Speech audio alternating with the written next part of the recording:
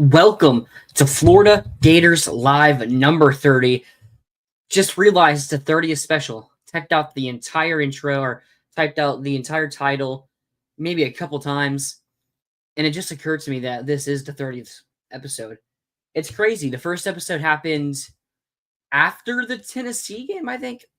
I can't remember if it was after Kentucky or after Tennessee. I think it was after the Tennessee game, if I'm not mistaken. I have to go and double check that. Been a bit of a ride here. A lot of ups, a lot of downs. Lose that Tennessee game in a game that Florida really should have won, man. But they don't. They end up losing it. But now we're here, May 25th, Memorial Day weekend. Tomorrow is Memorial Day. I'd like to wish everyone a happy Memorial Day. Hope you're spending time with your family. Tyler Natuno is not in the show tonight because he is doing that right now. So it's just going to be me. We're going to have Jackson Johnson on from Alabama, voice of college football. They're currently live, finishing up their show. We'll have him join in a couple minutes whenever he's ready. Daniel Berry in the comments. Hey everyone, happy Sunday. Happy Sunday, Danny. George was first. He typed this at 3:05 p.m. You know he was ready for the show. Very enthusiastic guy. Hey, I'm hoping we can get the live show, the call-in show going and get him on there. No, he has a lot of thoughts that he would love to tell everybody, and Miami fans, FSU fans, Gator fans, all of the above. But before we really get into the show, I like to make sure to tell everyone that you can like, share, subscribe to the channel. It helps us out a ton. Comment on the videos, comment on the lives, share it to your friends. Really does help us out, spread us on the YouTube algorithm. Helps us out a ton. I'm really trying to bring in more of a community to the Voice of College Football, the Florida channel, and all the other channels as well. You can also become a member here at Florida, the Voice of College Football, for $2.99 a month. You'll get extra exclusive content, including breakdown of reviews of commits, which, hey, this next coming up month and a half or so should be a very exciting time for Florida Gators recruiting. Expecting a lot of big things this upcoming 2 months. So if anything, right now is probably the perfect time to join. You don't have to if you don't want to, just if you would. Take a sip of water here real quick. So today, we're going to start the show off. I'm going to talk about my biggest concerns ahead of the 2025 football season. Leaving the 2024 season, there was a lot of hype. DJ Lagway, the defense, that front seven especially. But, you look at those games, they weren't perfect. Now, no game is going to be perfect. Besides maybe the 2015 Ole Miss game. But no game is going to be perfect. There's going to be some issues. I think the biggest thing, player-wise, that I see people worry about is the DB room. You look at the corners, you have Devin Moore. Now, Devin Moore is a fantastic player. When he's on the field, he's one of the best corners in the SEC, in the entire country at that. But the thing with Devin Moore is he's not on the field enough. He's been injured every single year he's here, and he's missed a ton of games. I mean, he's missing 6+ games every single year at Florida, which maybe you can rely on more to stay healthy. You got Tyler Miles in, the new strength conditioning coordinator, came in last year. You saw the physicality improve. Maybe he can help with the injuries. I think it's something that if you can get a full season, or maybe he can miss some of those cup games we play, but if you can get if you can get a full season out of Devin Moore healthy, that cornerback one spot is not an issue at all. Now, looking beyond that, the cornerback 2, 3, 4, that's when you really turn the question. I think at corner 2, you have Dijon Johnson. Now, Dijon Johnson was a redshirt freshman last year, I believe. I thought when he was playing, he was really good. I don't know if his ceiling is at the height of Devin Moore, but I think his floor is pretty good. I think he's, at worst, just going to get beat by those elite receivers. Like, he's not going to get burnt on plays that are going to end up costing you games. Maybe he loses a couple routes one-on-one with some really good receivers, but I think you're getting someone who still can improve. Maybe I'm wrong here, and he does have that ceiling of he was a top 100 recruit out of high school. I mean, flipped him from Ohio State. What was he out of high school? In the 247 composite. 247 composite had Dijon Johnson at 107. So yeah, he's right there, basically a top 100 recruit. Someone that you really love to see come here to Florida and not go up north to Ohio State. But I think if he's healthy, you have the worry about the legal situation. You got pulled over, wasn't arrested, but he was taken into custody. But it seems like everything not that big of a deal. It feels like worst case scenario is he misses one of those 2 cupcake games to start the season. Even then, that might be a stretch. Look at like the Mekhi Barrow situation where there was less that came from probably a bigger deal. So I'm not too worried about that. If Dijon stays healthy as well, he had a little bit of an injury at the end of last season, but he played through it, kind of like what Lagway did. I'm expecting big things from him going to year 2. Now, the depth is really where you start to get concerned, at CB3 and CB4. Because you're worried if one of those 2 guys go down, that's where you're going to maybe start losing some of that good corner play. I think that corner 3, if healthy, we keep saying it, health, Jameer Grimesley. He was a true freshman last season, if I'm not mistaken. He played pretty well when he played, but he played sparingly, wasn't a ton. But you've had those injuries issues. A big reason he probably wasn't a top 100 recruit was because he tore his ACL, I believe, his senior season. So he didn't get to put a full season of tape on. And those injuries can be really tough. Now, he was still good enough for Nick Saban to want him, which any player that's good enough for Nick Saban is good enough for me. Look at Jaden Ball. He was someone that Saban really wanted coming out of high school, but we managed to attain him. But I think Grimesley, if he can stay healthy, is going to be a very solid corner 3. Really good question here in the comments from Mark CM. Is Jahvari Flowers a definite redshirt this year, or will he compete for playing time? The fact that he early enrolled, went up a year to the 2025 class, I'm really confident he's going to redshirt. Maybe you see him early on, get those 4 games you can play. Even then, I'm pretty sure he's more of a slot corner rather than a boundary. Not the tallest guy, only at 5'10", so I don't know his length. Maybe he has really good length that helps him, but from his height, you're expecting him to probably be more of a boundary, the star position, like where you have Aaron Gates and Sharif Denson. But I like Jahvari Flowers. He has a lot of athleticism, a lot of speed, someone that in a year or 2 could be a really good player here. I also know he does have some special team capabilities. Now, I don't know if we see that year 1, because again, you probably want to get him a red shirt because he did take that extra, he left a year early, but I think Flowers is someone that in the future we're looking at. Whoops. Now, we talked about Jameer Grimesley. If he can stay healthy, he tore his ACL again. I think it was his ACL at the end of the year, which is just brutal. 2 ACL injuries in a 2.5-year span. I don't know how it's going. We'll see if he's able to play this year. I'm pretty sure he'll be able to play, matter of when. The other name everyone's looking at is going to be former 5-star, former top 15 recruit, Cormani McClain. Everyone knows the story. Goes to Colorado, or actually, shockingly, commits to Miami when everyone actually expected Cormani to commit to Florida. Give me 1 second here. Sorry.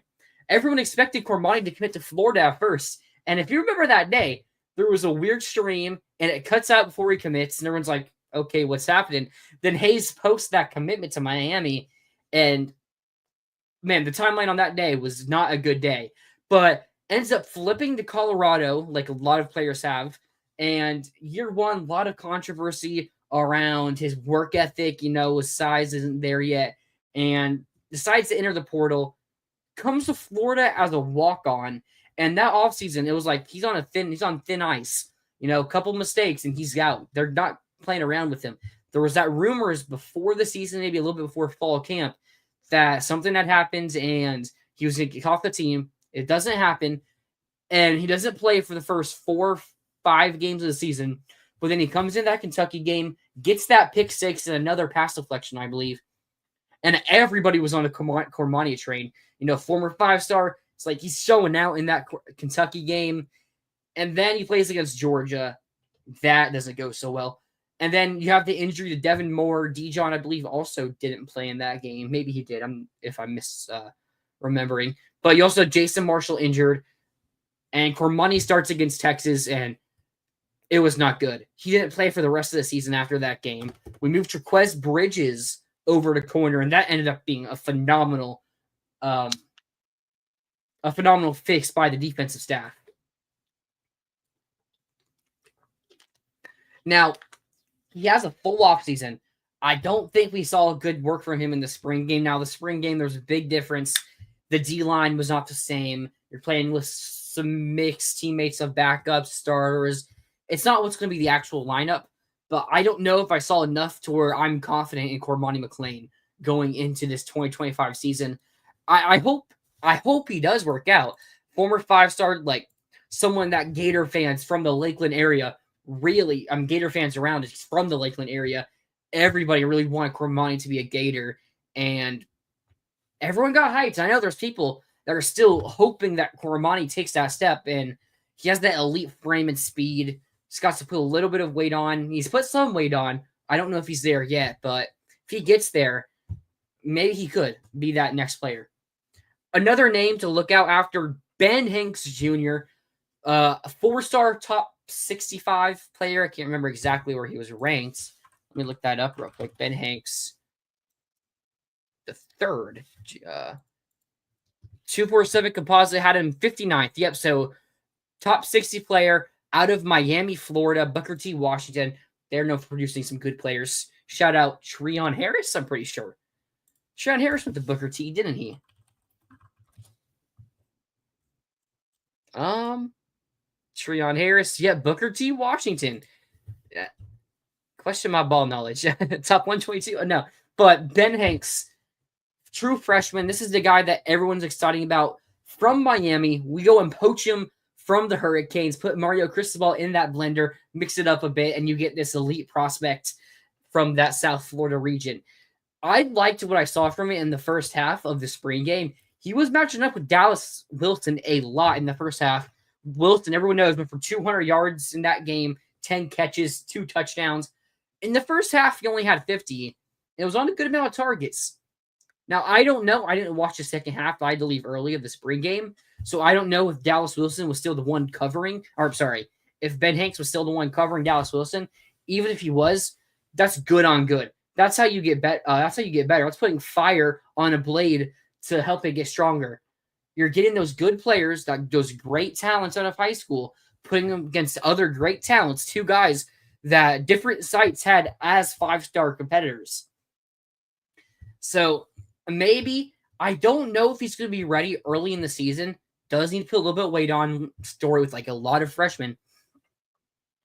But you saw with Kyer Elam, his freshman year at Florida, we had CJ Henderson, we had Marco Wilson, who scoff all you want at Marco Wilson's name, but he was a pretty good corner early on here at UF, and 2019 was pretty good. So Kyer wasn't forced to play early, but as the season kept going in 2019, he kept getting more and more playing time. And by that bowl game where you had CJ Henderson, I believe CJ Henderson sat out for that bowl game, Kyer gets to start. He gets a pick against, was it Bryce Perkins, the QB? Virginia's QB. You know, he's playing really well down the stretch against everybody, not just that bowl game. And then by that 2020 going in 2021 season, Kyer Elam was a really good corner. We saw Jason Marshall as well play really well his freshman season. Took a couple-year break from playing well, then senior year until the Kentucky injury was also pretty solid. So that corner room is the number one concern, but I don't know if I'm as concerned as some other people are, because I think, you got to be due to be healthy. I mean, Devin Moore, 3 years of injury. Some players just unlucky like that. There was one guy for Virginia Tech whose name is slipping my mind right at this second, but he's still a first-round draft pick and had all those injuries issues at Virginia Tech. So maybe Devin Moore can still do that. The second biggest issue, or the first, depending on who you ask, is the offensive play calling. Billy Napier's entire tenure here, the number one thing fans have complained about, outside of winning football games, of course, was Billy's play calling. I think it's something that is a bit overhated, I guess. Yeah, overhated. If a play doesn't work, it doesn't mean it was a bad play call. Sometimes you just have a player that misses a blocking assignment. You just have a receiver drop a ball.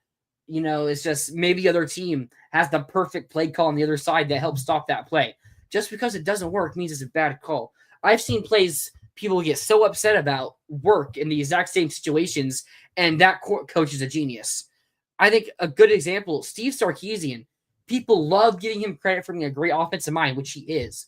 He was the offensive mind behind that 2020 Alabama championship team where they had Mac Jones, Devontae Smith. Now, a lot of talent. I mean, Devontae Smith ended up winning the Heisman, still had Najee Harris and John Mechie, a bunch of other talent on that roster. But I see a lot of similarities between the play style. It's just our coaching play calling style between Billy Napier and Steve Sarkisian, to where once we see Napier with this talent, I think you could see some improvement. But another thing to look out for, Russ Callaway. I know a lot of talks like, oh, we're actually going to hire an OC this time. We end up not. You have Russ Callaway, who's now the full-time. Just my mouse. But the last, sorry, just lost my train of thoughts. Yeah, a lot of talk of Russ Callaway becoming OC, and I heard he called some plays last year, especially when Lagway was in. So, yep, especially when Lagway was in, and it looked pretty good. I think we do see him call a good bit. He has a lot of control, of the offense. With Billy Napier, help set up the game plan, get those first drives going. I'm not as worried about play calling as others. So I think the other concern that most people have is going to be the defensive line depth. You lose Cam Jackson from that nose tackle spot, ends up being a 5th-round pick to the Carolina Panthers. He was a great player for us last year. Dominated, and I mean dominated that Ole Miss game with his bull rush. They could not stop Cam Jackson up the middle in that game. So you lose him, and you're like, okay. No, sorry. Like, okay, you're probably going to the transfer portal, so go get a nose tackle to replace him. The biggest guy there, Keyshawn Silver out of Kentucky, he automatically sets up 5 visits with Florida, USC, Michigan. There were some other big-time schools there as well that he set up visits with. And it's the numbers are looking like $1 million was thrown around for a nose tackle who was a good one. But, I don't know if you're paying the $1 million for him. Takes his visits to Florida everywhere, goes to USC, and it starts trending away from Florida. And then near the end of his recruitment, it's like, hey, Florida might be it might actually end up going to Florida. And then he commits to USC on the spot. So didn't end up going well there. And then you're like, okay, we're definitely going to go get somebody else, right? Well, no, we don't end up getting somebody else. So you're looking at that nose tackle room. Who's going to be the starter? I think you have 2 names that you're looking to compete against each other. Jamari Lyons missed all of last season with, I believe it was a torn ACL. I can't remember exactly. And this fall of 2024 has that horrific injury. Has to miss the entire season, of course. And it sucked because he had a really good freshman year, and you really are sophomore season actually. Yeah, sophomore, maybe redshirt freshman season. I can't remember, but it really sucks to lose him.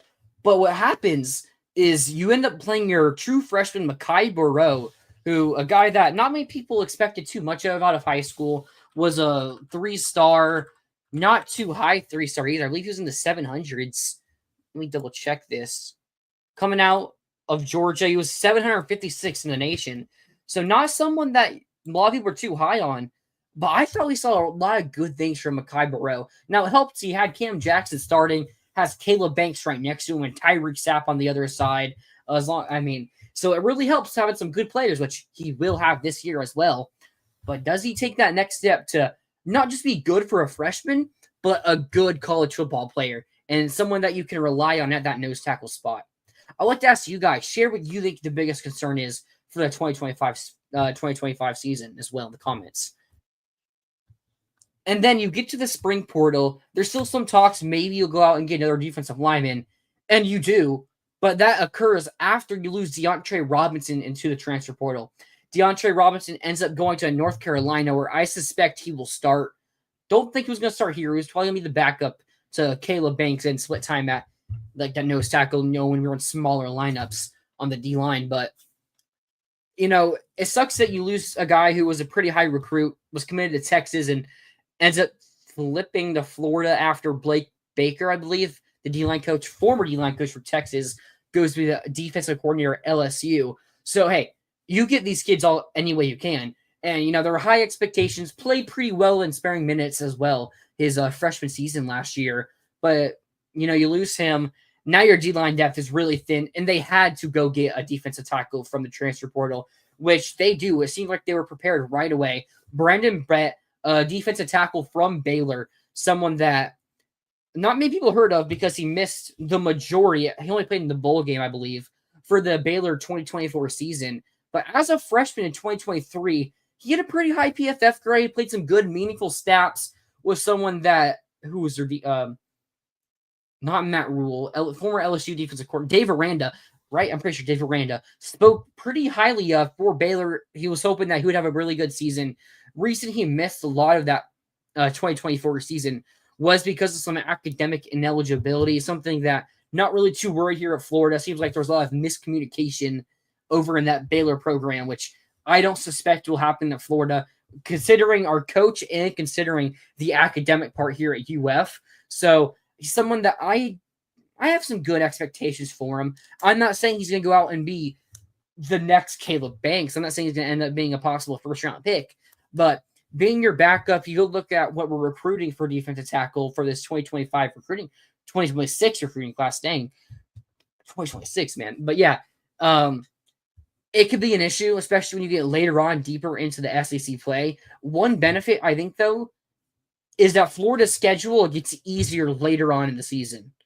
You have those gauntlet of a stretch against at LSU, at Miami, Texas, and at Texas A&M, that 4-game stretch. You get Mississippi State, but then you got Georgia. But then after that, you get that Kentucky, or I think you get Mississippi State. But after that, you get Kentucky, which at Kentucky, I'm not going to say it's a guaranteed win, but if we lose at Kentucky or to Kentucky in general, we've lost the plot. Billy Napier is not going to be our coach next year. Then you get that next game, not easy, but at Ole Miss, a team that lost nearly everything from its team last year, lose like 20 starters. They bring in the number 2 or 3 transfer class, but that's because of his sheer volume. I don't know. It was more quantity over quality. They got some quality, but not enough to replace a Walter Nolan, Prince Lou Manamilian, Chris Popal. Like, they had some really good players that ended up leaving that team last season, which showed as only one team had a player go for over 100 rushing yards, and it was Montrell Johnson last year. So it's a game that if we're a serious contender, Florida should win. And then you get Tennessee, a team that also has pretty good questions about that depth. We had Hunter on a couple of weeks ago talking about that Tennessee team. He says at Florida isn't a game he currently expects to win, but rivalry game and everything. It's not easy. It won't be an easy game for the Gators one bit, but you're hoping that you can get enough from that D-line in that game that you should be able to win. Then home against FSU, there's no world where that should be a loss. I mean, I'd be shocked if the Gators lose that one. Even more so than the Kentucky game. That's at Kentucky, so, maybe that's a little bit weird to say, but still. There are a lot of concerns you can have about this team heading into 2025, but again, that's something you could say about nearly every single team. You look at Texas, who a lot of people have number 1. Arch's biggest start was against Mississippi State, who was not that good, who was really bad last year, I should say. A really bad Mississippi State team, started some cupcake games. Mississippi was a cupcake game, really. So I don't know if he should be as sold. I'm not saying Arch Manning isn't good, because I think he's a good quarterback. I don't know how much better he will be than Quinn Ewers, at least his first year starting. If he's the best QB in the country, like everyone says they think he'll be, why was he a backup to Quinn Ewers last year? Quinn Ewers was not that good. He was a game manager at best, and even then he messed up a lot of game management stuff, which is really weird how Quinn Ewers was one of the all-time highest-rated recruits coming out of high school, went to Ohio State, went to Texas. Interesting situation that happens there. So maybe Texas QBs aren't that good. That's all I take for sure. But again, a lot of teams have question marks. If you're worried we have question marks, you just got to look around the entire college football That's going to be everywhere in the country. Georgia has lost 3 5-stars and 2 other 4-star edge rushers from their last 2 years. They've lost 3 5-star edge rushers and 2 other guys that were top 170 recruits at edge as well. 5 blue chip prospects, highly rated guys. They're going to have some question marks about their depth as well, not just the Gators. I still like this team heading into this year. I'm not a fortune teller. I can't predict exactly what will happen, but I feel like there's some good fortune coming the way of the Gators. All right. We will be back after these words from Mark Rogers. You can make a difference here at the Voice of College Football. Use the Amazon link. Financially contribute to the Voice of College Football without spending a penny. Same shopping experience. It's easy. Go to any video on any channel. Go to the description section and grab the link right next to the capital letters that say Amazon. Use that link and Amazon will instantaneously convert to your account, settings, history, everything intact, just like whatever link you use right now. No difference. Pay no attention to the product that you see right there. Just go search what you want. Don't forget the Amazon link. Thank you for your support. Sincerely, the Voice of College Football. All right, guys. I'd like to welcome on a special guest. We have Jackson Johnson from the Alabama channel at the Voice of College Football. Also does the Jacksonian on his own channel. Introduce yourself, Jackson. Oh, man, I just got off Crimson Tide Live, and I just told Tyler, I'm sorry I'm late. I just got done doing Crimson Tide Live with Coach Burt's and Jeffrey at On Talk Sports, where we talk about the Crimson Tide every single day on Alabama Voice College Football, or as Jeffrey says, or at least we try to. Hey, we're going to get his quotes on a T-shirt one of these days. We're going to get him trademarked. But, yeah, I talked a little bit about the 9-game schedule. We talked a little bit about the recruiting updates and on the Jackson, as Tyler mentioned, I had on Justin Jolka for the 71st edition, where we talked a little bit about the Badgers, and he had to put up with my venting session a little bit about USC Notre Dame possibly going away. Believe me, if it's going away, I'll sob like a baby. But we did talk a little bit about Wisconsin and Luke Fickell and what's going on with the Big Ten and so on and so forth. And I'm looking forward to seeing what Wisconsin brings in 2025. But Tyler, thank you so much for having me on the 30th edition of Florida Gators Live. It is an honor being on with you, good buddy. Yeah, no, thank you for joining us.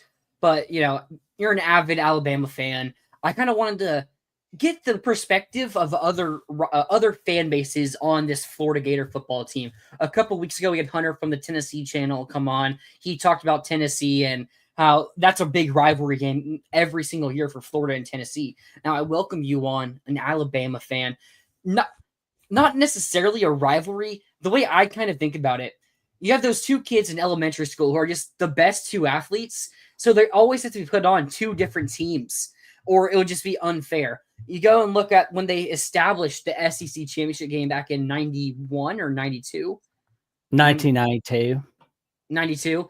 It's Florida-Bama. Then year 93 is Florida-Bama. Pretty sure it's the most amount of SEC championship games have been Florida versus Alabama. Now, the Alabama what? Oh, yeah. Yeah, because 93, we only got in the ACC title game because Auburn was in trouble with the NCAA that year. So, and now the Alabama kid grew up to end up being that 5-star talent that won 8 national championships since then. And the Florida one, we've had some up and downs, but we haven't been at that same exact powerhouse level of Alabama. But anytime we get a Florida-Bama game, which isn't too common, the last time we played was back in 2021. Do you remember that game? Yes, it was closer than the experts had it. And I always told everybody where it's like when Mullen's an underdog, he always has his teams playing close. Yeah, if you remember that game, and if you remember early on, Bama went up 21-3 in the first 8 minutes of that game.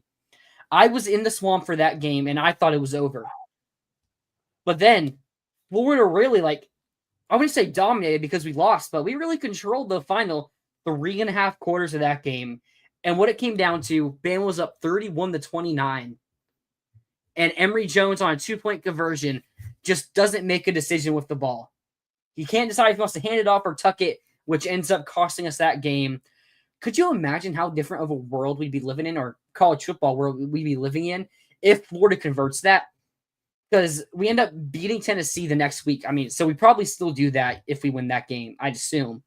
And that Kentucky game after that is where everything just fell apart. Ugh. How different? Because Dan Mullen probably, he's winning that game. There's a lot of excitement. Recruiting probably jumps up a lot for him, which was a big reason he just stopped really caring a lot about college football or about, his job here.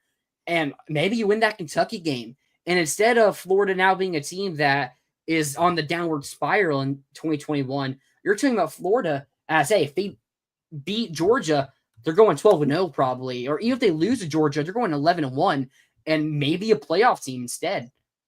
It would have been crazy if we did that. Yeah. Yeah, because I think you would have seen a lot of Cousin Eddie memes for sure. But in all seriousness, though, 2021, Florida, had they beaten Alabama, I think you make a great point to where they could have gone at least 9-3, 10-2, maybe 11-1. But either way, they definitely would have been a near sits bowl team because, people tend to forget because, while people were throwing the baby out with the bathwater on Mullen in 2021, they forgot that Mullen was leading the Florida Gators to near sits bowls throughout his whole tenure as head coach through 2018, 2019, and 2020. Although they didn't beat the Oklahoma Sooners, they did beat the Virginia Cavaliers, and they did beat the Michigan Wolverines, which, let's be honest, Michigan couldn't get it done in the bowl games in the first few years of the Harbaugh era. Yeah, that's very true. I was about to get into 2020 because that's where it felt like Mullen was about to take off. You start that 2020 season, and Kyle Pitts goes for 4 touchdowns in his first game against Ole Miss. And that was the all SEC schedule because of the illness that went around back then. Then they dropped that game to Texas A&M on a weird game that Florida really should have won, but ended up losing that. But then we cruised through the rest of our schedule, beat Missouri by 3 scores, end up beating Georgia by 3 scores, beat Arkansas by 30, scoring 63 against them. Control against Vanderbilt, beat Kentucky by 24, dominate Tennessee. But then everything got interesting. LSU team down 30 players on the road at the Swamp, final game of the year. Earlier in the day, Keontae Johnson, the basketball player, ended up collapsing. So Gator fans already in a terrible mood. In a game where Florida was a huge favorite, Kyle Pitts doesn't play. LSU gets the sneak out win. Oh, yeah. Everyone knows about the Marco Wilson's shoe throw and everything. That screwed the whole season for the Florida Gators. He got a little too cocky, throwing that little shoe. And if the game had gone to overtime, I think we would have seen Florida defeat LSU for sure. And it would have been Florida, Alabama. How Clemson, Notre Dame, where Clemson beats Notre Dame, you got 2 ACC teams for 2020. I think that would have been the same case for Florida, Alabama for the 2020 SEC title at that time, where if you have a 1-loss Florida team and an unbeaten Alabama team, whereas Alabama's in the playoffs either way, but Florida wins, they basically clinch that playoff spot. I think you would have seen the SEC, ACC dominate that playoff field that year, and I think the Buckeyes would have got left out that year, and you would see a lot of Michigan people really trolling those Buckeyes. Throughout they only played 6 games. They didn't even deserve to be in back then. But yeah, you get to that 2020 SEC championship game. What a game that ends up being 52-46. You get some weird plays where Trey Dean gets the interception and then John Mechie flattens him, and on a 3rd down he throws the pick. Mac Jones throws the pick. Then you get the fumble, so Bama gets the ball back, and Bama kind of cruises. They get up by 2 or 3 scores in the second and third quarter, but then Florida comes back. Some miraculous plays by Kyle Pitts to really bring Florida within 1 score. And we get a stop on a 3rd down with 30 seconds to go, but it wasn't enough. Bama ends up winning. And then you talk about that bowl game, Florida lost to Oklahoma. That's Kyle Pitts sat out, Kadarius Toney, everybody sat out that game. Trask has a terrible start to that game, which really tanked his draft stock. But Florida was missing a lot in that game. I wasn't really too concerned about losing. Really, the big downfall happens after that Kentucky game And to in think 2021. that was going to become a conference game 7 Yep. months after the fact when Oklahoma tests like, okay, we're joining the SEC. Bye. Mm-hmm. Yeah, it's wild to think about, really. I But know, all right, right? enough about the past. Now, we won't play each other this season. Maybe That's next year you might. Yeah, maybe next year you guys will. I'd come down to the swamp or we'll go up to Tuscaloosa. How do you see this Florida Gator team doing in 2025? Well, they have to make sure they win at least one of the matchups in the first 4 games season, either LSU or Miami. Now, Miami, they're a Jekyll and Hyde team. They always win the games they shouldn't, they lose the games they shouldn't. And some fans have defended that, but I'm just going to tell you right now, it will come back to bite Mario Cristobal eventually. It could be that game for the Miami Hurricanes where they go against the Florida Gators and Florida wins that one. And I'm going to tell you right now, that could set up a lot of momentum for the Gators. Now, the tough one is winning in Death Valley. Not saying it can't be done, but you got Brian Kelly, and he's giving out Jimbo Fisher vibes at LSU. But still, though, you got to watch yourself against the LSU Tigers. But later on, you got the Texas Longhorns, where that's going to be like the only good game of week 6 that week. But as I say about sloppy slates, upsets are coming for the other games. But the Florida-Texas game, that's a trap game for the Texas Longhorns because they're sitting there thinking about the Oklahoma Sooners, the Red River rivalry, while Florida is starving Marvin for that upset victory over the Longhorns. And I got to be honest, I could see that possibly happening. Like, I would not be surprised if it does. And then we're looking at the Texas A&M Aggies. What version of A&M are we getting? What are we getting exactly? You got to go to Kyle Field. I mean, you can't win there. But who says Won you there in can? 2022? There you go. I mean, you got that. That's because you had like a bunch of players like smoking dope before they played South Carolina, and it carried on through the rest of the season. Like Jimbo, he's a joke. But like Elko, he's a lot better than Jimbo. Jimbo's sitting in his little hot tub, but Mike Elko's serious about winning. That's why I'm kind of like, better keep an eye on that game. I mean, I'm just, oh yeah. And Mississippi State, that's not 2014 Mississippi State. No worries there. But it's a good practice game to where you get the kinks out, make sure you've got everything looked over from where you went right, where you went wrong throughout the first 6 games of the season. You beat Mississippi State, you're definitely good to go. I mean, that's your easy win of the season. But the Georgia Bulldogs, I got to be honest, had Lagway not gotten hurt last season, I think you would have seen Florida defeat Georgia. Definitely would have. And this year, if you see Lagway and the Gators, yes, it is. Yes, it is called Football Show, George. No worries, man. But yeah, Tyler Whitfield does an amazing job on Florida at the Voice College Football. I mean, he's like a young genius. Like he's a wizard. Thanks. You're welcome, man. I say what I mean. But the Gators, I think they could beat the Bulldogs this season. And like the only win we've seen throughout this decade in the world's largest cocktail party is the 2020 season. That's got to be a motivating factor for the Gators. And if I'm the Gators, we're thinking about that one. That's what I'd be thinking. I truly believe we win that game. So I fully believed. I was at that game last year when Lagway got the touchdown pass to Aiden Mizell to put us up 7-3. The next drive, we get an interception, go up 10-3. We get the ball back again after a Derek Wingo sack. And it's like, oh my goodness, defensively we're clamping down. Offensively, we're driving the ball down the field. But then Lagway gets hurt. And the entire Florida side of that stadium just went quiet. Like, it was kind of surreal. It's something that you only experience once. And at that time, it was so... I don't even know how to describe it. Like, it was sad. And we had a season where that 2024 season, week 1, we got boat raced by Miami. You know, week 3, we get mollywopped by Texas A&M. And then you finally start coming back, and you go on the road to a top 10 Tennessee team, and you dominate the first half, but you have a fumble on the 1-yard line. You miss a field goal. You get too many players on the field. You're only up 3-0 at halftime. You come out, take a 10-0 lead. On that same play, you got the touchdown. Graham Mertz ends up suffering that season-ending injury, and you end up losing in overtime. A game you were in control of for 3 quarters of, you end up losing it. And, things just felt down. But then you get that game against Georgia, and it's like, wow, this is really the promise we've been showed. And Lagway just collapsed. Yeah. Fell.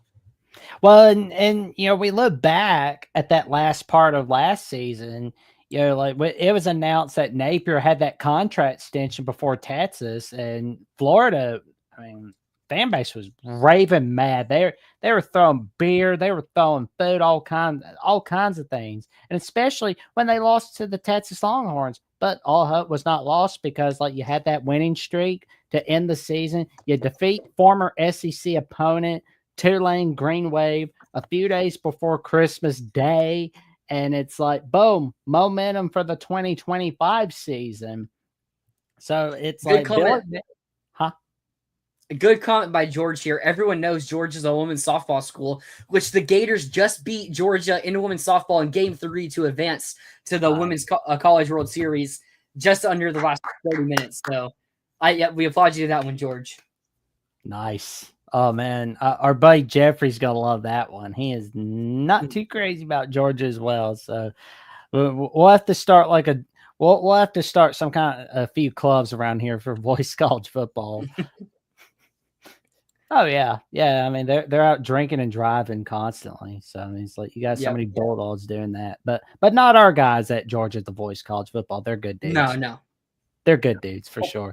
But yeah, like the Gators for 2024, 2025, I'm going to be honest, and this is a take you may have not heard. This could be a first one. From last season or this coming up season? This season in a way. And this involves Billy Napier. So how last season you didn't hear that much about hot seat talk about Neil Brown, because it's like, oh, West Virginia can do this, that, and the other. But then West Virginia goes out and has a disappointing season. I think Billy Napier is in that same boat. I think if you see Florida having a great season, finishing in the top 4 of the SEC, or going 9-3, you're not hearing any hot seat talk. And particularly if you see the Florida Gators defeating the Georgia Bulldogs, you're good to go. You're good to go for 2025 and beyond, especially with Mike Bobo being a crappy offensive coordinator that he is for Georgia. And if you see Florida going 7-5, 6-6, which I don't think that's going to happen, but if you did, then the hot seat talk pits back up. Then potentially, oh, are we going to fire Napier? Are we not going to fire him? That conversation comes back up. But of course, the last bit of that 2025 season, you got to go Kentucky. That's unusual. Yep. You would think that'd be a September game, but oh well, yeah. Florida, Kentucky is. And if Kentucky's bad, we can just put them on. There you go. Oh, that's another thing too. Like the Tennessee Volunteers, late season, Gainesville, that looks like a win for Florida. Yeah, that's one that they switched like the LSU game, it feels like. Tennessee was the third Saturday in September. That's what it was. And we haven't played them in out of September since 2001. Yeah. Which only happened because of the 9/11 terrorist attack. Yep. And there's 2020 as well because of COVID. So COVID, yep. I forgot about that. Yeah. Well, it's easy to forget about 2020 because Tennessee was terrible. So it's it's national disasters for the game to not be played in September until now. So it's going to be very interesting. Oh, yeah. It's just we're going to see what happens. I think that's going to be a battle for who's going to be in the top 4 of the SEC by that time. That could be a playoff clincher by that time. You see both teams 8-2. That's going to be a great battle right there. And you're going to want to have Chris Fowler, Kirk Herbstreit, and the Golden Retriever there at that game. So that You got George here. Nobody is ever firing Billy Napier. He'll retire from Florida in about 30 years. Hey, man, how many natties does he bring us in that time period? Saban was at Bama for what, 07 to 23 or 24 or 23? Yeah. Yep. So he was there for 16 seasons. So we're getting 33 seasons out of Billy Napier. Let's hope he can bring us half of the amount of titles Bama won in that time period. Oh, man. Cross our fingers, but well, Ole Miss, like that's one I'm keeping my eye on. Everybody's talking about Georgia, Texas, but they need to keep an eye on Florida, Ole Miss, because the fact of the matter is that's a revenge game for the Ole Miss Rebels. Can they get that win over Florida? Can Florida do what they did last season against Ole Miss? That November's tougher than it looks. And rivalry week, you got Florida State. Are they still going to be crying about we're going to leave you to the ACC, or are they going to actually focus on Florida? I don't think you guys are going to care. You're going to be like, oh, no, we're focusing on Florida State. We're not thinking about the future of college, but we're thinking about now. Yeah, that's a big rivalry game. There's no reason Florida will go into that game underestimating the Seminoles, as some people say. That's funny. Seminoles. But going back early in the season, in Billy Napier's tenure here, game 1, Utah, we end up winning that game in 2022. 2023, game 1 at Utah, we lose that one. Last year, game 1, Miami end up losing to them. Cam Ward puts himself out there as the best QB in college football. This is the first year that Florida isn't going to open up with a top 25 level opponent. We got to play Long Island, the Sharks. Very scary, I know. But it's a game that in week 2 as well, USF, they've gave Bama a scare. They gave Miami a little bit of a scare over the past couple years as well. So they're no easy opponent, but a lot easier than a Utah or a Miami. So it's going to be interesting to see how this team is.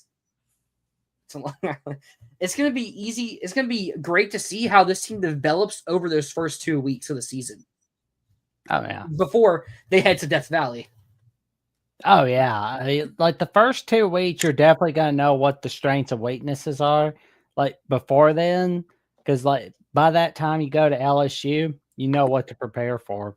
I'll be honest with you. I hope Florida beats LSU. I'm so sick to death. Me too. I'm just so sick to death of constantly hearing about LSU. Like our LSU guys are cool. Like our LSU guys are cool. It's just, I'm just sick of it. Oh man, it's like I'm sick of ESPN propping them up constantly when Brian Kelly does nothing. But he just does his little stupid dances, and he's like the dad trying to connect with teenagers. It's so cringy, so cringe. But I'm one of hello, fellow kids. Like no. So we beat LSU last year in the game after the Texas game. That's DJ Lagway's game back from that injury he suffered against Georgia. Kind of took them by surprise, ended up beating them by 2 scores. Florida had a lot of injuries. Jason Marshall, Devin Moore. Who was their other corner that I'm forgetting of that was also injured? We had 3 of our top 4 corners injured going into that game. And we still managed to hold them down to 16 points. We were missing Shamar or Pup Howard, our starting linebacker. They were missing a lot at the end of the season last year, and we're still able to go get those wins against LSU, Ole Miss, FSU, and Tulane as well, but those weren't as impressive. But, you get those 2 big top 25, a top 10 win against Ole Miss. That's where a lot of this hype is coming from heading into the 2025 season. And LSU plays at the other Death Valley week 1 when they play Clemson. So Brian Kelly struggles in week 1 games. You look at the past 3 seasons, FSU, and then last year they lost to USC. Not a good USC team neither. So we'll see if LSU wins that game, LSU will be a top 5, top 3, top 2, maybe top 1 team in the country, depending on how the rest of the country goes. So if they win that game, there's going to be a lot of fight. If they lose it, it's just another game that Brian Kelly loses. But, you mentioned Jimbo Fisher earlier with that crash out at Texas A&M and everything just fell apart. Could we see that with Brian Kelly here in year 4? It's a possibility. I talked about them a couple weeks ago, how I think this is going to be Brian Kelly's final year because I think they have a pretty tough schedule. Hot take. Love it. Now, the only problem, so they play Clemson week 1 at Clemson. That's a game that I think it's going to be a close game. Or spread-wise, it's going to be very close. I'll say Clemson's a favorite because they're at home. But, then week 3, you go play a Florida team that's currently on the longest win streak in the SEC. Probably gets their 2 cupcake wins, so they'll still be on that long 6-game win streak. DJ Lagway, he just has that winning effect to him. Like, doesn't have those crazy numbers, but he's winning those games against some really good teams. His only loss as a starter being the game against Georgia, where he got hurt. George saying it here. DJ Lagway is going to get Billy Napier his first 2 national championships back-to-back. Hey, I'd love to see that. But Lagway has that winning effect to him. You have a really good defensive line where LSU loses 4 of 5 starters to the NFL. These are good offensive linemen. They didn't just lose, 4 guys that are easily replaceable in the SEC. They lose Will Campbell, a first-round pick. Emory Jones, who was a 3rd or 4th round pick. Garrett Dellinger, that might be the name. I can't remember. Guard, and they also lost another guard who's assigned to an NFL team as well. So they're losing good offensive linemen. They bring a lot in from the transfer portal, raising some of their own guys up from recruiting. We'll see how it looks, but Florida got 7 sacks on them last year when they had a really good offensive line. Caleb Banks, Tyreek Sapp, George Gums. We're hoping that a former 5-star and LJ McCray in his 2nd year will take a leap to become an elite pass rusher for you. So I think there's going to be a lot of questions surrounding that LSU offensive line that allows Florida to create a lot of havoc in that game.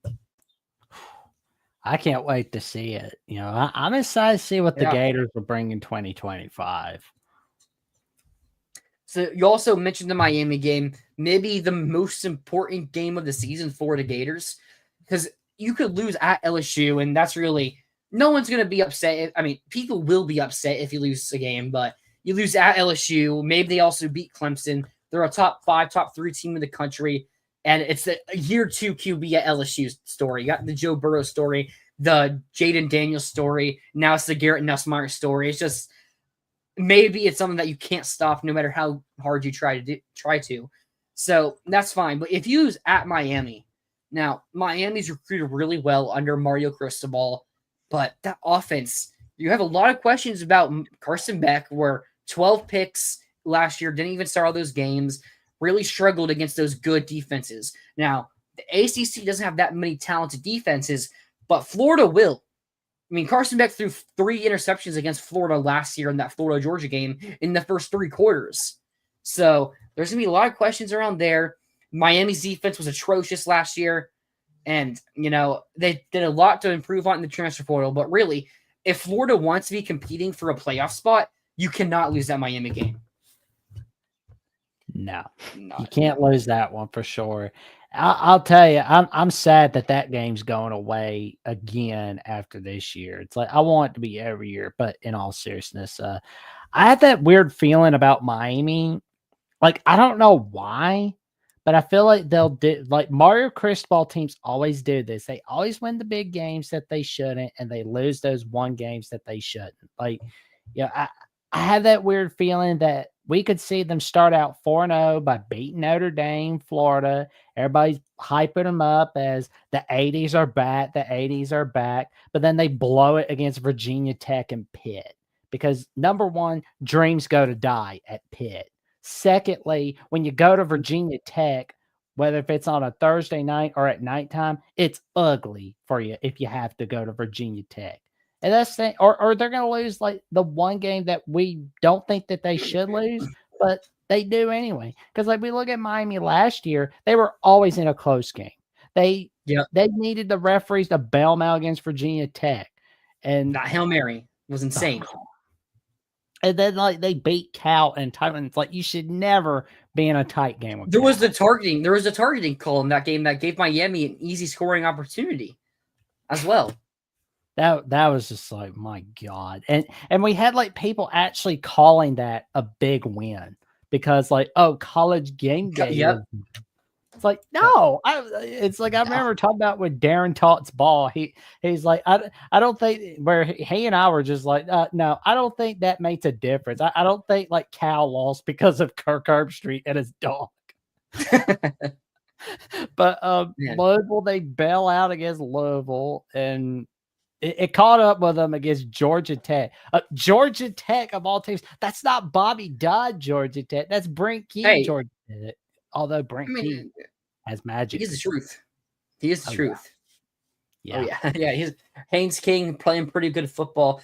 And then they went into that Syracuse game. They went up 21-0 against Syracuse in that first quarter. And they blow it to Kyle McCord. No offense to Kyle McCord. He had a really good statistical year at Syracuse last year. But you go up like 3 scores early in that game. You cannot blow that. No. You don't blow that game, man. It's like, and then like Cam Ward walks out in the middle of halftime in the Pop-Tarts Bowl. Yep. They lose to Iowa State. Iowa State gets their highest season like throughout the history of college football by getting their 11th win. But, it's like, boom. Like Iowa State had a great year, but they're still looking for that conference title, which they have not won a conference title since 1912. And that was before World War I, the Spanish flu, and the Federal Reserve, and one of our amendments, the income tax coming in, and women being able to vote throughout the whole USA. Wyoming was the first state to have women voting. How I know that? I watch a lot of Westerns, and it works out in my favor. That does. All right, another game you talked about, mentioned it briefly, Texas A&M.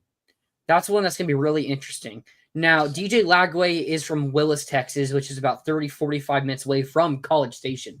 Texas A&M was probably the team that he grew up watching. So that's going to be a homecoming game of sorts. Probably going to have a lot of his family and friends over for that game. Maybe booing against him, maybe cheering for him. We'll see who is who are the real ones in that scenario. But you go to Texas A&M. They put a whooping to you last year. Marcel Reed had a breakout game. Connor Wiegman was the expected starter until like the day before when he got injured in practice. And Marcel Reed ends up getting the start. That Florida team was still really down bad after that Miami loss. Although Lagway threw for like 500 yards in that Samford game after Graham Mertz had to miss it because of an injury. But you end up cold start, a lot of bad coaching decisions in that Texas A&M game. They win it. I still have a lot of questions around A&M. I like Mike Elko as a coach. I thought he was a fantastic hire. They didn't get elite of an recruiting class as I thought they would last year. Finished 9th, which is still good, but I mean, Florida finished higher than them after a third year under Napier. That was fine. Like, you would expect A&M under year 1 under a good season to out-recruit Billy Napier in Florida right now. But they do that. They're sticking with Marcel Reed, which I don't know if I expect too much from him. I was listening to Bud Elliott on 247, and he was talking about Marcel Reed and that he's talked to other coaches. And when Marcel Reed faces a good defense, they just say he just doesn't have it. He just gets lost in the sauce, a bit confused. He can improve. He has a full off season, got a bunch of time to play. But if you got coaches saying that they don't think you have it, I mean, you go out and prove him wrong, but maybe he doesn't. And maybe now that Florida's improved and our defensive line is going to be really good. I mean, I have a lot of questions about the A&M defense. Remember how they finished the year? That 4 overtime game against Auburn, that USC bowl game. And they didn't score a single offensive touchdown against Texas. I remember I asked my dad if he was watching A&M Auburn. He's like, "No, I'm watching the show with your mom." And it's like, "Well, you're missing out on A&M Auburn." It's like you're missing it. Yep. It's like 4 overtime win. You're missing your Auburn Tigers. And oh man, they do kind of do that. But George, you're kind of putting yourself through this though, going onto their own shows. If I go to a Georgia fan's house and start talking a lot of football with them, it's going to end up happening. That's the fun of the sport, though, having all this trash talk. But round things off here, Jackson, I want to ask you, what's your overall prediction for this Florida team? I'll know more by like July when I've got my Lindy's magazine out, and the Phil Steele magazine. I'll have it delivered by that time, and who knows, we could definitely see Phil Steele on each of the channels for Voice College Football. That'd be cool. Ooh, But yeah. but in all seriousness, though, the Gators. I'm looking at their schedule. I'm looking at 9-3 for right now. I've got like one of the wins I'm certain that Florida's going to win is Tennessee because it's death, taxes, and Tennessee always losing in Gainesville to Florida. And like the last time that happened where Tennessee won in Gainesville was 2003. And that was in the dark ages with no YouTube, no Facebook, no Twitter, no Instagram, no TikTok. I mean, you can't do the weird little selfie where you stick your tongue out. Nope. But it's like, oh, Tennessee will be doing that now. If they're beating Florida, they'll be doing that. But Florida, they'll be like 22 years. Nope. But all right, here we go. Sorry, here we go. So you got us at 9-3. Who are the 3 losses? Let me see. I'm thinking LSU. I'm sorry to say, is a loss. Ole Miss is one of those losses. Interesting take. And I'm kind of just like having you guys beat Texas. Okay. And, I like that. And unfortunately, I've got y'all losing to Miami, unfortunately. Miami, wow, okay. I don't want it to happen, though. To note that. I don't want Miami beating Florida. I promise you that. But like, it doesn't want to happen. But if it makes you feel better, I've got Miami losing to Pitt because, again, dreams go to die at Pitt. And they'll lose another game that they shouldn't. Like Syracuse is that new Georgia Tech for Miami. Like I think we're gonna see Miami get hyped up all over again. Oh my God, Miami's unbeat. Then Syracuse crashes their dreams, and then Pitt or Virginia Tech's going to destroy Miami's dreams. It's just that way. Carson Beck is going to get overhyped, and it's not ending well for the Miami Hurricanes. And they're going to be getting the torches and pitchforks outside the sheriff's office on Mario Cristobal. I see it. No, but I don't know. That would be an interesting forecast for this season. I think Florida would get in because you have the wins over Texas and Georgia. But losing to Ole Miss is an interesting choice. But hey, and Miami, that's just the way college football works nowadays. Kentucky's going to keep you guys in a dogfight, unfortunately. but I think Florida's going to win that one. Lagley cooked them last year, so 7 completions for 250. So here we go. And boom, boom, boom. There we go. We've got magic coming the way for sure. Like we've only got, as far as I go, let's see, 100 days till kickoff, not 93 days. Well, no, not 93 days. Let me check. August 23rd's coming. Coming. Week 0's coming. 90 days. 90 days. And you're a few hours away from going 89 days. Because like once the clock crashes midnight, it's got to be 89 days till week 0. And right now we're at 95 days till week 1. 96 days till Colorado, Georgia Tech, and Auburn, Baylor. 97 days till week 1 Saturday. 98 days until Miami, Notre Dame, South Carolina, Virginia Tech, and 99 days till the start of the Bill Belichick era in Chapel Hill against the TCU Horned Frogs. Yeah, I'm so excited. I can see you are as well. But Jackson, tell everyone where they can find you, YouTube, Twitter, anywhere else they like. Well, they can find me on Jackson Johnson 979, where I'm 329 subs away from that magic number 1,000. They could check me out on Jackson VOCFB on @/Twitter. They can find me at Jackson Johnson 543908 on Instagram and Threads, where I've not only got some magic cooking on who's going to be on my next episodes of the Jacksonian, but you'll also see who's going to be coming up on Alabama with the Voice of College Football. And there's other developments I've got. And of course, you can check out my once a week calls on the Feinbaum Show, where the weekends are full of surprises. And let me tell you something, like Paul Feinbaum, I'm making sure I've got some facts for him. And Yep. and don't you worry, Tyler. We're gonna make sure Feinbaum tries to get you on because he needs to be learning about Florida Gators football. Like, He don't needs get me to be wrong. enlightened. Oh yeah. It's like, Needs to be well, enlightened. Michael Ditson, if you want, I'll send you the phone number. Like, it's like you can call the show 2 p.m. through 6 p.m. Central Time, but although it's 3 to 7 p.m. Eastern Time in Florida time zone. My working hours. But Jackson, thank you so much for joining the show. I hope to join one of your shows again one day. Hope to have you on another time as well. Oh, that'd be cool. It would be. I'm so excited to get so close and close to the football season. You know, basketball season ended. Baseball season starting to get to that College World Series time. Bama, Florida both looking to fight for that last hosting spot. But thank you so much for joining. I hope you have a great rest of your night and have some good shows later on. But thank you for joining. Oh, thank you for having me on. Tell your friends, your family, and the cashiers at Publix and Walmart about the magic that Tyler and Tyler are bringing on Florida Gators Live, all right here Sunday nights on Florida at the Voice of College Football. And don't forget to tell the cashiers at Publix and Walmart about the magic that Tyler Natino is bringing on College Sports Wire. And let me tell you something.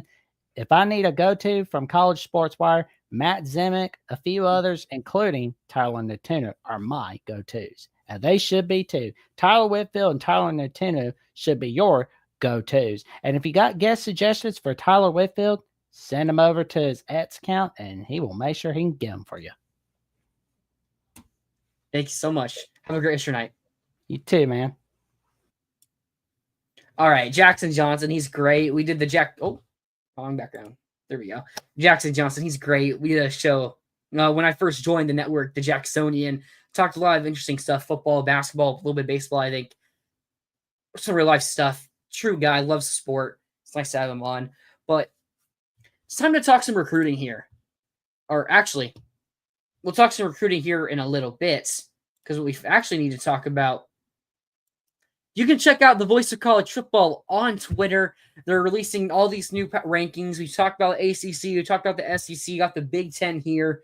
Interesting things. Having Nebraska at number 8 after a 6-6 season or 7-5 season. I can't remember. USC after a 6-6 season at number 5. I'll leave the Twitter account. There you go. At the VOCFB. Oh, wait, not at. Whoops. There we go. There's a Twitter account. Check it out. They're posting all the new updates on the channels when everyone goes live, releasing a lot of starting fives. I saw Rutgers on there, so I saw Tulane. We whooped Tulane. They haven't even posted Florida yet. I got to get on their butts about that right there. We need to see Florida on there. But check them out. You can also check us out on Facebook and Instagram at the VOCFB on any of the sites. Check it out. Got great stuff over there. Struggling here. There we go. But now it's time to talk about the major visiting weekend that the Gators are about to host. A lot of top prospects, a lot of the top guys on Florida's board that are coming in this. Oh, wait, let me put the banner up. Previewing an elite OV weekend. We got some 5 stars, a bunch of 4 stars, some 3 stars, even some unranked players. Got a little bit of spice for everybody's liking there. Coming in this next weekend, I guess, if you consider Sunday part of this weekend. But I think we should start off talking about this weekend with the biggest name that's coming on campus. 5-star safety, number 1 safety in the class, Braylon Womack out of Flowood, Mississippi. First of all, this recruitment got real interesting when the Gators hired Vinny Sunsery. The Gators were never really in this thing, but when we hired Sunsery from Washington, he was someone that had a really great relationship with Womack. Guess to go back a little bit, and he had Washington in their top schools until Sunsery left and came for Florida. A lot of the hype is around Ohio State. I believe Texas A&M and Auburn are the other 2 schools in his recruitment as well. But really, I think the Gators, it's going to be tough because Ohio State, big favorite. Something that ends up happening with a good amount of these kids from the South, Ohio State gets it in for them. You know, they're offering this money. They're showing off what they've done in the past with all the recruits. But then they get up there to Columbus, get them on their visits, and they realize, hey, maybe I'm not built to be up north. I need to stay down south. Seen it with a guy like Dijon Johnson, Jaheim Singletary a couple years ago. So these guys in the DB room, which is really interesting, actually, now that I look at it, but you're getting him on there. I don't know how much the Gators can really do here to try to push us past Ohio State. It might just be more of if Ohio State loses him, the Gators could really try to reel him in. Not discounting Auburn or Texas A&M. They have a ton of money. They're also getting official visits. Anything could happen.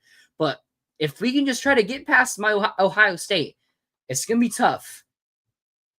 I think you'd have a real good chance at landing that number 1 safety in the class of 2026.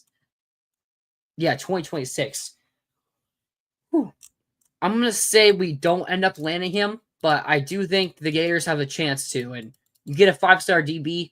I mean, that's just what you're meant to do here at UF. You look at the next recruit, second highest rated recruit, number 102, Nebraska commit out of Windermere, Florida, CJ Bronow. Now, he's someone that's been on flip watch for the Gators for the past month or so. Really, since Deron Wilson came to UF and became our new corner coach, Florida jumped all over Bronow, rose up the rankings, really good speed, pretty interesting prospect with good size and length. I think he's someone that I wouldn't be surprised if we're talking about in a week from now, him someone that flipped to Florida and being our new highest ranked commit. I think he's someone the Gators will land. Done a real good job recruiting him, giving him the chance to stay closer to home, not having to travel all the way out to Lincoln, Nebraska. It's Lincoln. No, it's not Lincoln. Where is the University of Nebraska? Now that I think about it, I'm going to see it and be so upset, but Nebraska. Yeah, it is in Lincoln. Okay, I was right. But I think you'd rather be in Gainesville, Florida than Lincoln, Nebraska. And Gators have been said to be the team that's in the best position to flip him. And I think we end up doing that. And we're getting a really good corner here. If you can find some other guys, Chauncey Keenan, who we had on the visit last weekend and really moved up his board, I think you're looking at a really, really good recruiting class. Excuse me. Next up, we're going to talk about 4-star defensive line out of Tupelo, Mississippi. Another Mississippi kid. Now I got the hiccups. We got Jaraylin McCoy, who someone that had a really interesting past recruiting rankings as starting the class. He was one of those top 20 recruits, 5-star talent. Everybody was going after him. Had a really good sophomore year with like 9.5, 10 sacks maybe. But in his junior season, he only put about 1.5 sacks. And that was enough for 247 to drop him to a 3-star ranking, which really tumbled his composite rating. ESPN still has him as a top 10 recruit at number 9. On 3 has him in like the 190s. Rivals has him at like 109. Someone that just won a Rivals Camp MVP on the defensive line. I think he could get a jump there. On 3, now that they've acquired Rivals as well, was there, I'm pretty sure. So he might get a jump there. But I think to really get him to boost up to someone that has that 5-star potential, he's going to need to have some production in that 2025 high school football season. And he's someone that I do expect the Gators to land. He has a commitment date set for July 1st. But what everyone's saying, if the Gators push hard enough, he could end up committing this upcoming weekend. I do like us to still hold on if he doesn't commit this weekend and waits until July 1st. But you would love to try to get him to commit right away, cancel his other visits, don't take the risk.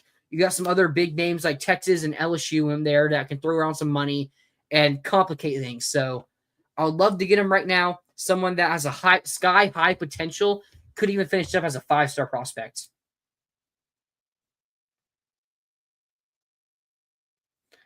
George.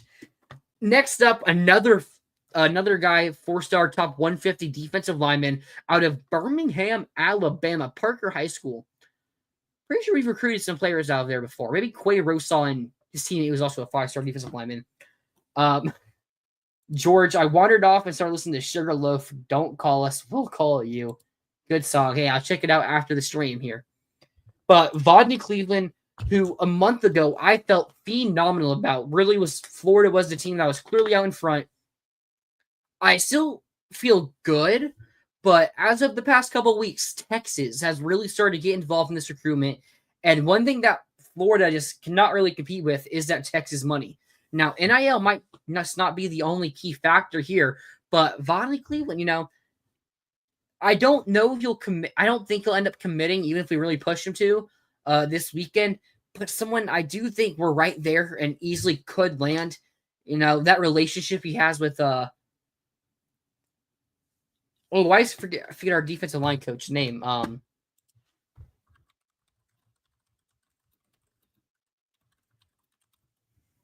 Gerald Chapman. Don't know where I forgot, but great relationship there. Florida's offering some competitive NIL money.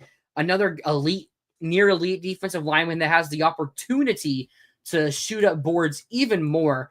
And I think the Gators have positioned themselves really well for him. And I wouldn't be shocked. I don't expect him to be a Gator, but I think he's someone that really easily could be a Gator. Maybe one of those battles that go down to the wire.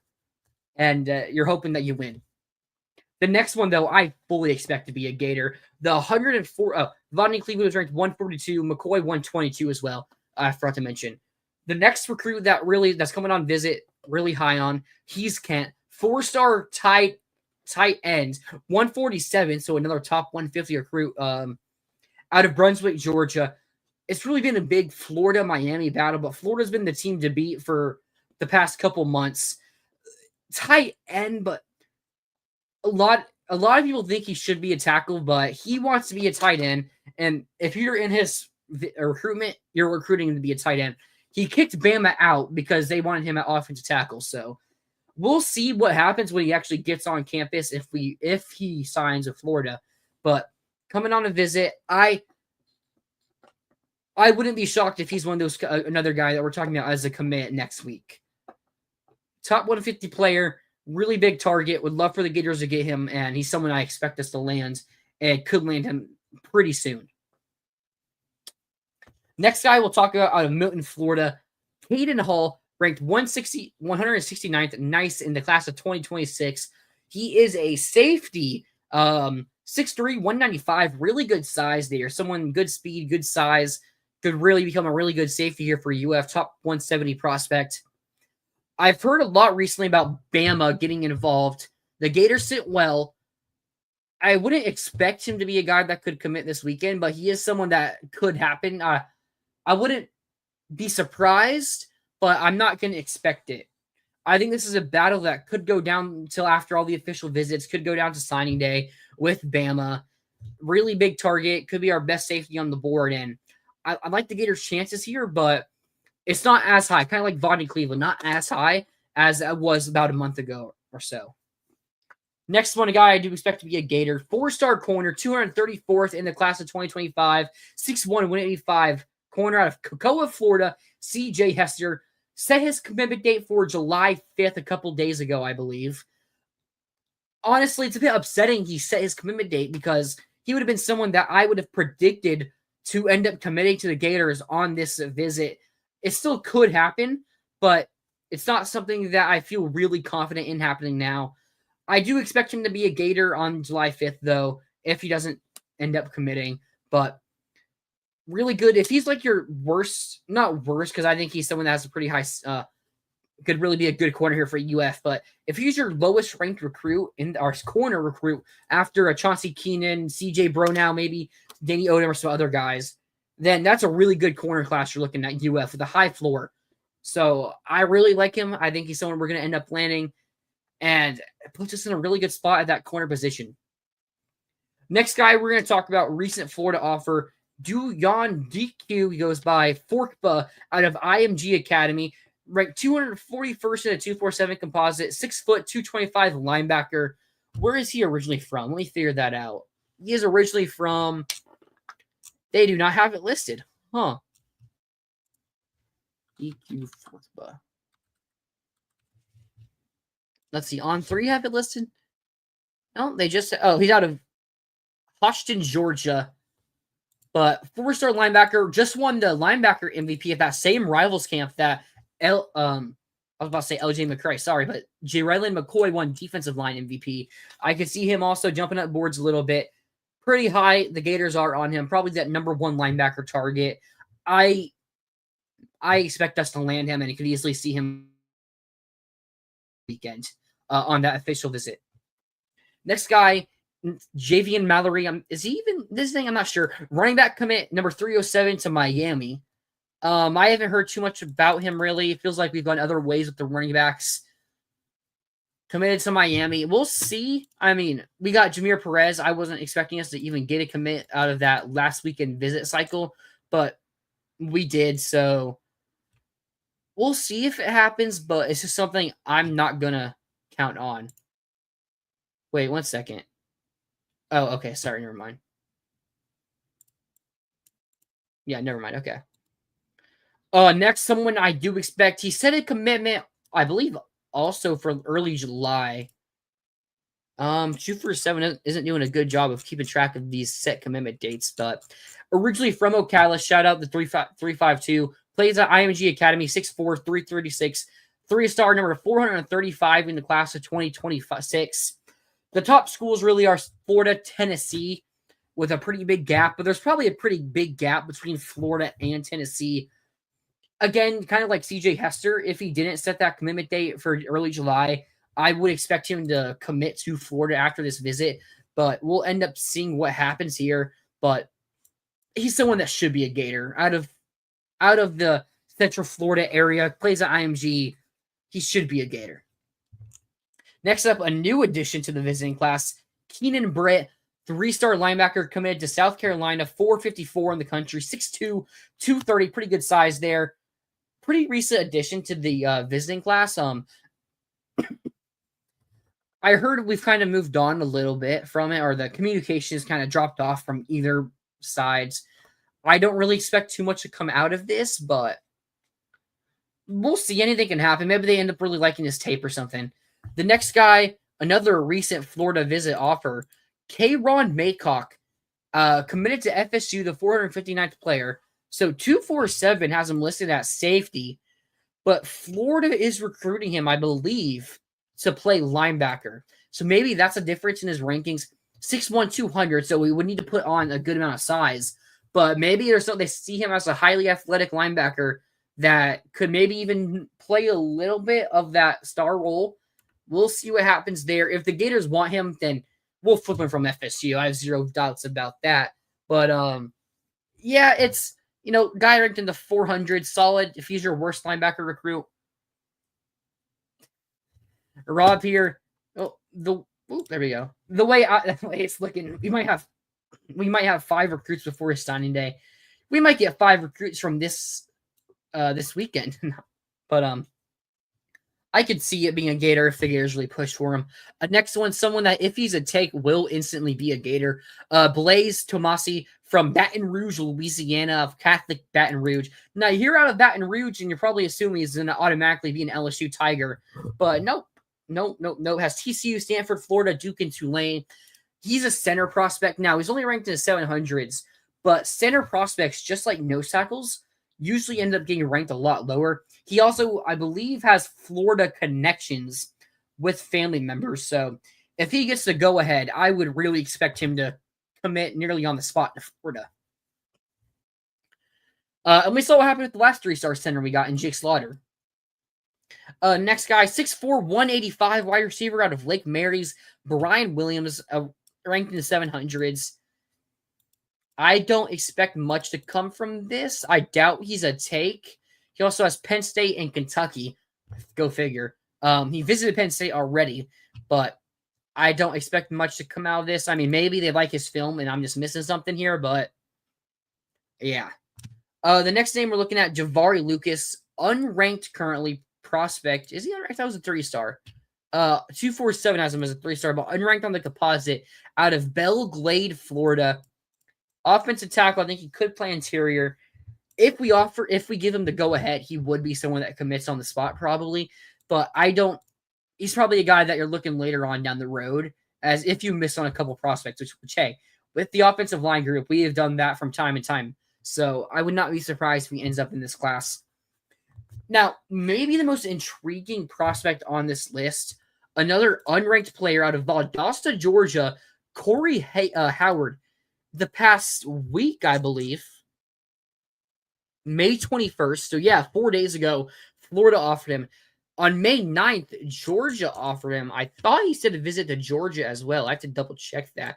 But he's a 6'6", 235 edge rusher out of Valdosta, currently unranked. If the Gators full pressure, maybe they really like what they saw, and maybe he'll be someone that jumps up boards. You look at a guy like Joseph Mbachu, who at this time last year, I think he just got ranked after Florida was really the ones who identified him, ended up being in our class. So someone that could definitely shoot up boards. I thought he set some other visits. Let me double check this, though, because I could be wrong. Hold up. Florida, there we go. Visits, there we go. Corey Howard. Valdosta, Valdosta, good G2, G3 football school. I can't remember which one it is at the time, but where is he at? Yeah, he doesn't have a profile picture on 3, but only visit I can see is for Florida right now. So we'll see what ends up happening there. If he's a take, I mean, maybe full push him if they really like his tape. But I feel like there's some good other edge prospects that we can target in this class. And I almost passed on a 4-star edge rusher, Ashari Charles out of Venice, Florida. Only have his on 3 pulled up, 180 on the on 3 industry rankings. Currently heavily projected to go to Miami out of Venice, 6'2", 235. I feel like this is one that you get on a visit because you want to keep relationships.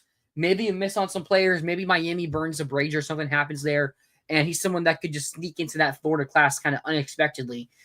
I don't expect it too much, but we'll see what ends up happening there. Pretty solid player in that near 200 range in the composite, but you're probably hoping to get some other edge recruits like a Luke Wafel or Jake Cruel, and even that unranked guy seems like they're really high on if they're trying to get him on a visit this quickly. Now, if you're going to ask me, who do I think ends up committing within like the next week and a half or so after that next visit weekend? I'll rank them actually.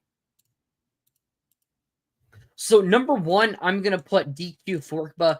We offered him after we lost Isaiah Williams. It seemed like we felt full press on him, named us as his leader.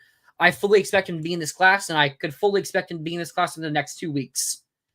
Then after that, I'm gonna go Hayes Kent out of Brunswick, Georgia, top 150 tight end. Really seems like he has a good relationship with Russ Callaway and the Gators. Maybe he wants to take that Miami visit, but hopefully this is one you can get shut down. After that, it's tough because we have some kids who have visits set, or actually, no, it's not. Yeah, because you have a bunch of players who have visits set, but have commitment dates set that I see in the Gators class, but maybe they want to wait until that date they have set in early July. Someone like a Ganivar Carr, because I think he is high on Tennessee and probably wants to get up to Knoxville, but I fully expect him to be in this class. And if he didn't have that commitment date set, I'd probably say he's another commit. Another one, CJ Hester, has that commitment date set in early July. I would predict it if he didn't have that date set. And Jeraylin McCoy as well, July 1st. I would predict him to end up committing to the Gators if he didn't have that date set. Of those guys that have dates set, I'll say McCoy's the most likely.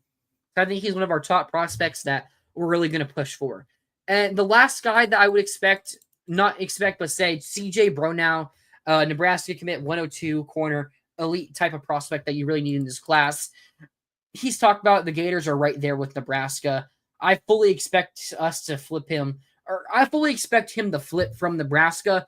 And at this point, Florida is the team that is on that top of the board. So I'm going to say DQ Forkba and Blaze Tomasi as well. I completely missed up on him. If he's a take, then he definitely would commit. So I'm going to go Forkba and Kent. I'm going to say those two end up committing. And anyway, if we get more than those two guys, I would be thrilled. Oh, buddy. Whew. I need a breath after that. I mean, we're ending the show here really soon, but man, that was exhausting. But before we end the show, let me talk to you guys about the Voice of College Football website. Brand new, very new, innovative. They have everything. They have all the new shows. Every show, the schedule for that day is up on this website. Having a lot of articles. When they first opened the site, they just started pumping them out. Slowed down a bit, but they pumped out those articles at first. Matt Zemek, Tyler Natuno wrote for them as well. Like, they're doing great stuff over there. Talking about the new CEO role in the college football landscape. Now that you have NIL, keeping track of who's getting what, how much can you play this player, it's really difficult to do. So they're really doing their best. You have to hire a CEO who can help keep track of those finances that you have. You can check them out, the vocfb.com. I'll put the link in the description below, or in the comments, sorry. There it is there. But it's a really good site. They got some Florida stuff on there. Talk Florida, Georgia, Lagway probably as well. Got some good stuff on there. Go check it out. Great writers that also do other great stuff. Oh, we got a surprise visit from Aspen in the back before we end off this show. I'm going to need some water like she's drinking right now as well. Before I end off the show, though, we should talk a little bit of baseball.